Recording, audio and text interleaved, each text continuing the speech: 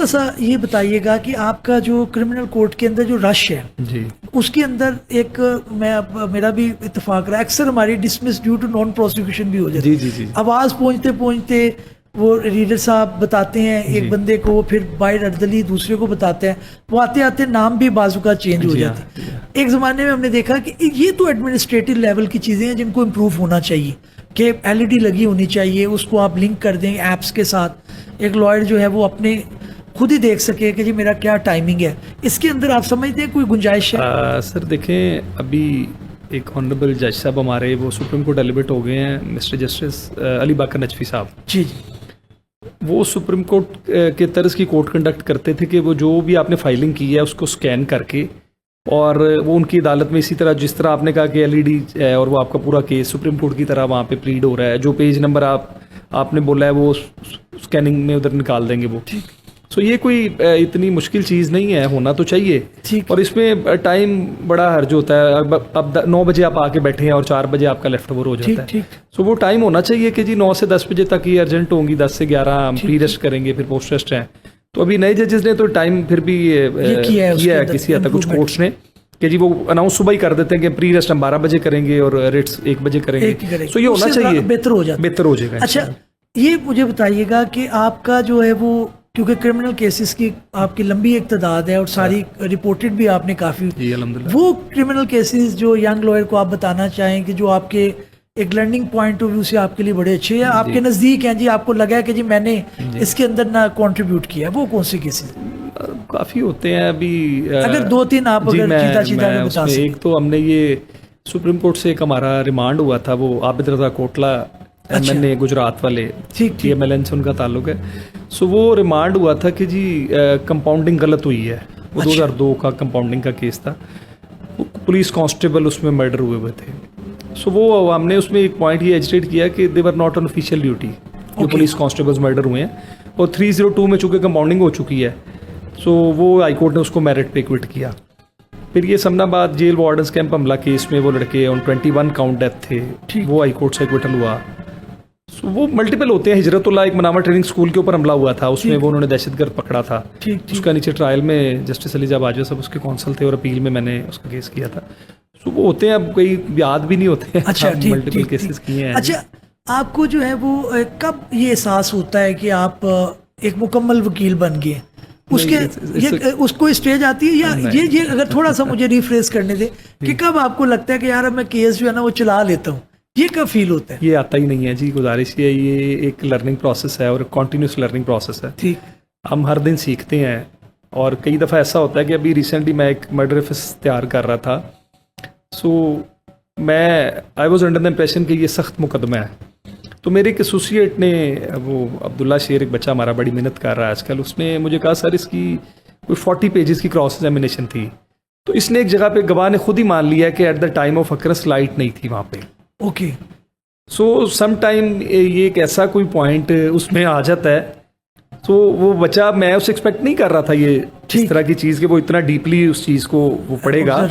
सो ये continuous learning है। हम कई दफ़ा जूनियर स्टूडेंट से भी हम सीखते हैं। ठीक, ये एडमिटेड चीज़ है, इसमें कोई ये हमें शर्म नहीं है। सीनियर से भी हम सीखते हैं। मैं इवन अभी भी बीइंग आजम नज़ीर तारड़ साहब लॉ मिनिस्ट्री में भी हैं, तो हम थोड़ा टाइम लेके तो समटाइम स्टक हुए हो तो उनसे भी डिस्कस कर लेते हैं। ठीक, मैं मज़ाहिर नकवी साहब एज ए जज ऑफ सुप्रीम कोर्ट भी मैं थोड़ा लेयर टाइम में उनसे भी डिस्कस कर लेता था। सो मुझे डिस्कशन में कभी आर नहीं है, लेकिन मैं नहीं समझता कि हम वकील बन गए हैं। और मुझे ये 2 दिन पहले भी मज़ाहिर साहब ने ये कहा कि जितनी आपके ऊपर मेहनत की गई है किसी और बच्चे पे करते तो वो अच्छा वकील बन सकता था। सो मैं नहीं समझता कि जी हम लर्निंग प्रोसेस में ही हैं। अच्छा, लर्निंग प्रोसेस में। अच्छा, ये आप बताइएगा कि ये जो एक चीज़ आ रही है कि जनाब हमारा क्रिमिनल सिस्टम जो है, तनकीद के पॉइंट ऑफ व्यू, कोई जनरल पब्लिक भी इसके अंदर आती है कि आपका सिस्टम जो क्रिमिनल जस्टिस सिस्टम है वो किसी को दूसरा चांस नहीं देता। इंटरनेशनली हमने देखा कि वहाँ पे रिफॉर्मेशन सेंटर भी हैं, रिहैब भी है, वो उसके अंदर प्रोबेशन सेंटर्स भी हैं। तो यहाँ पर क्या वजह है कि एक तो ट्रायल में बड़ा अर्सा, फिर अपील के अंदर, फिर सुप्रीम कोर्ट तक, उसके 20-25 साल प्राइम चले जाते हैं और वो फिर आके मेंटली स्टेबल नहीं रहता। क्या हमारा सिस्टम इस तरफ नहीं राग़िब हो सकता? आपका क्या कहना? नहीं, इस हवाले से डिस्कशन भी हुई हैं, सेमिनार्स भी हुए हैं, लेकिन प्रैक्टिकली चीज़ें कुछ एप्लीकेबल हमारे मुल्क में नहीं है। हम कुछ चीज़ें टॉक शो की हद तक या किसी पॉडकास्ट में तो डिस्कस कर सकते हैं, लेकिन प्रैक्टिकल इम्प्लीमेंटेशन का बड़ा फुकदान है हमारे यहाँ पे। सो वो बंदा जो जेल में गया है, वो बात आपकी ठीक है कि उसको कोई चांस या उसको वो मौका तो मिलना चाहिए, लेकिन हमारे सिस्टम में इस तरह की कोई चीज़ की गुंजाइश नहीं है। वो अपना एक फुल फ्लेश ट्रायल फेस करेगा और वो सजा जजा लेके ही बाहर आएगा या वो जेल में रहेगा, लेकिन इसके अलावा सेकंड ऑप्शन हमारे सिस्टम में कोई नहीं है। यही चल रहा है यहाँ पे। अच्छा ये बताएं आपने, क्योंकि क्रिमिनल लॉ है तो फिर एक फैंटेसी रहती है, लोग इसके अंदर जो क्रिमिनल लॉयर्स बनना चाहते हैं वो सीरीज भी देखते हैं, वो मैगजीन्स भी पढ़ते हैं, क्राइम से मुतल्लिक डाइजेस्ट भी पढ़ते हैं। तो आपने कोई ऐसा आइडियल सिस्टम जिसमें आप कहें कि इंटरनेशनली मैंने फ़लाँ मुल्क का जो है ना जुडिशल सिस्टम देखा है, वो यहाँ पे अगर हम इस तरह करें तो बेहतर है, इस तरह की आपकी आई ऑब्जर्वेशन में कोई नहीं? देखिए, मैं तो ये समझता हूँ कि आपको एज अ लॉयर आपको तमाम चीज़ों के बारे में इल्म होना चाहिए। आपको हिस्ट्री भी पढ़नी चाहिए, आपको लिटरेचर भी पढ़ना चाहिए। कई दफ़ा कोर्ट्स में आपके केस से हटके कुछ डिबेट हो रही होती है। ठीक। सो एक जगह पे एक लॉयर जो है वो ब्लैंक हो जाता है। ठीक। जिस जिस बंदे को हिस्ट्री का पता है, जिसने लिटरेचर पढ़ा है, जिसको इंग्लिश जुडिशियल सिस्टम का पता है, जिसको इंडियन जुडिशियल सिस्टम का पता है, सो वो एक बेहतर डिबेट कर सकता है किसी पॉइंट पे। ठीक। अब जैसे कुछ सुप्रीम कोर्ट में कई दफ़ा होता है कि एक पॉइंट है, उससे हट के कोई डिबेट होती है, तो वो बंदा जो अपने आप को कन्फाइन कर लेता है एक सब्जेक्ट की हद तक, वो वहाँ पे ब्लैंक हो जाता है। ठीक। सो एक लॉयर की लर्निंग बाय ऑल मीन्स, मतलब तमाम सब्जेक्ट्स के ऊपर उसको पता होना चाहिए कि करंट अफेयर्स के हवाले से भी और ओवरऑल जो दुनिया में चीज़ें हो रही हैं, लॉयर को इन सब चीज़ों का पता होना चाहिए। एक सब्जेक्ट का पे आपने कोई नहीं कभी भी नहीं। अच्छा एक बताइएगा, आर्ट ऑफ एडवोकेसी की अगर बात की जाए तो आपने देखा है कि अक्सर जो है वो मैंने क्रिमिनल लॉयर जो सीनियर हैं उनको मैंने कहते सुना है कि इसमें आपको मौके पे बात आना बड़ा ज़रूरी है। तो वो मौके पे क्या वो कोई आमद होती है, आपकी तैयारी का नतीजा होता है, या आप समझते हैं कि इसके अंदर पहले से आपको थोड़ा सा फोर्स ही करते हैं कि ऑनरेबल कोर्ट इस डायरेक्शन में जाएगा, मुझे इसके पहलू समझ के रखने चाहिए? देखें, इसमें 2-3 चीज़ें हैं।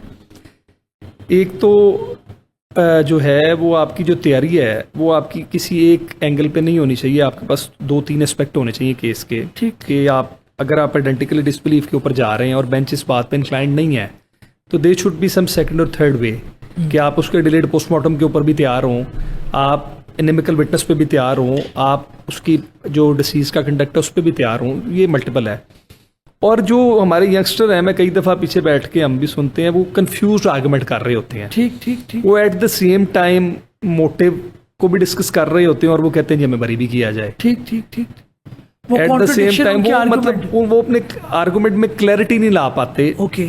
इसके अंदर ये अब जैसे अब हमारा ये शुरू हुआ है बार वेकेशनल, ये चीज़ें हैं वो अच्छा है। वो ये सलमान सफदर साहब करवा रहे थे, मैंने देखा है कुछ दिन पहले, बड़ा अच्छा उनका। तो वो ये है कि पहले दिन आपको ये पता होना चाहिए कि आप इस केस में सीख क्या कर रहे हैं। ठीक। कई दफ़ा बेंच आपको ऑप्शन देता है कि जी आप कन्विक्शन को चैलेंज कर रहे हैं या सेंटेंस को चैलेंज कर रहे हैं। ठीक। और आप एक अगर कंफ्यूज आंसर करेंगे तो वो उस केस के अंदर मज़ेदार नहीं है। और दूसरा, तारड़ साहब ये कहा करते थे कि जो आपकी ओपनिंग सेंटेंस या ओपनिंग स्पीच होती है किसी केस की, वो बड़ी अहम होती है, उसका एक पूरा इम्पैक्ट होता है। हमने इन अदालतों में ये सीखा है कि आपको एक फ़िक्रे में अपना पूरा केस कंपाइल करना होता है। ओके। मैं आपको एक एग्जांपल देता हूँ कि अभी एक मर्डर केस हम कर रहे थे, तो बेंच ने हमसे सवाल किया जी क्या केस है आपका। मैंने कहा जी ये एक कन्फेशन है रिमांड के 13वें दिन का, जिससे सब्सिक्वेंटली वो एक्यूज रिट्रैक्ट कर गया। ठीक। रिट्रैक्टेड कन्फेशन है और वो भी रिमांड के 12वें दिन का।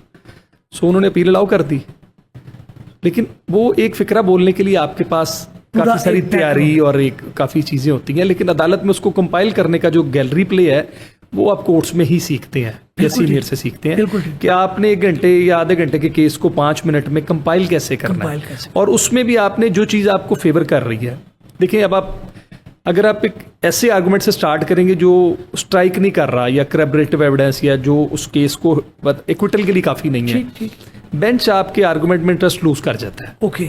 और उनको ये लगता है कि शायद आज आपके पास केस अच्छा नहीं है। ठीक। जो आपका ओपनिंग स्पीच होता है वो बड़ा अहम होता है। उसमें आपने उन 3 या 4 पॉइंट्स को हाईलाइट करना होता है जो आपको फेवर कर रहे हैं, जो इक्विटल के लिए सफिशिएंट है। ओके। समटाइम हम मिटिगेशन भी आर्गू करते हैं, लेकिन वो उस दिन करते हैं जिस दिन हमारा मुकदमा बहुत सख्त है।